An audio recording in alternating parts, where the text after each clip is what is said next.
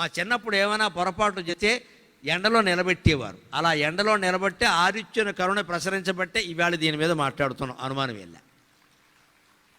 మాస్టర్లు ఆ మాత్రం శిక్ష వేసేవారు, వేయనివ్వాలి. ఎండలో నిలబెట్టగానే కేసెట్టే కూడదు. మా పిల్లాన్ని ఎండలో నిలబడతారా, అందుకోసం మీకు ఫీజు కట్టామా, ఇదే మదం అంటే. మదం అంటే ఇదే గర్వం. అందుకోసం కడతారంటే ఫీజు.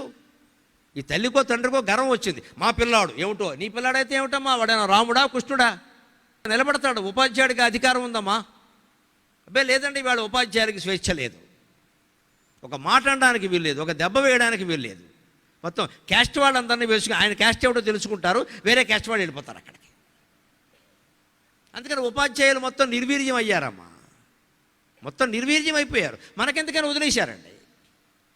తల్లి ఉద్యోగం, తండ్రి ఉద్యోగం, వీళ్ళు ఎప్పుడో వదిలేశారు. తల్లి వదిలేసి, తండ్రి వదిలేసి, ఉపాధ్యాయులు కూడా వదిలేశాక దేశాన్ని ముఖ్యమంత్రులు, ప్రధానమంత్రులు బాగు చేస్తారండి. ఆలోచించండి, దయచేసి ఆలోచించండి. వాళ్ళకేం పట్టిందండి మన పిల్లల గురించి.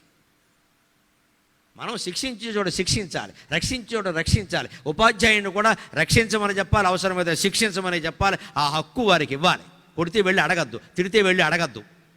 మా పిల్లాడి మనోభావాలది, నీ బోడి పిల్లాడి మనోభావాల కంటే MA BEd చేసిన ఉపాధ్యాయుడు మనోభావం చాలా గొప్పది నాయన, చాలా గొప్పది. అది గమనించండి దయచేసి. మరి ఏదో గొట్టంగాడు, వీడి 5-6 ఏళ్ళు లేవు, వీడి మనోభావాలు ఎంత గొప్పవైతే 50 ఏళ్ల మాస్టర్ ఆయన మనోభావాలు ఎంత గొప్పవమ్మా. ఆయన ఎన్ని చదువుకున్నాడు? ఆ మాత్రం ఓ మాట అనే అధికారం ఆయనకి లేదా? ఓ దెబ్బ కొట్టే అధికారం ఆయనకి లేదా? ఓ దాడి జరుగుతోంది పాఠశాలల మీద.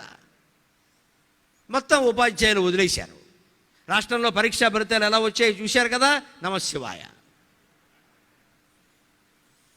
ఎందుకని ఉపాధ్యాయులు మొత్తం వదిలేశారమ్మా. అసలు కారణం నేను చెబుతున్నా, మొహమాటకు వదిలేశారు మొత్తం. ప్రభుత్వం లేదు, ప్రైవేట్, మొత్తం వదిలేశారు.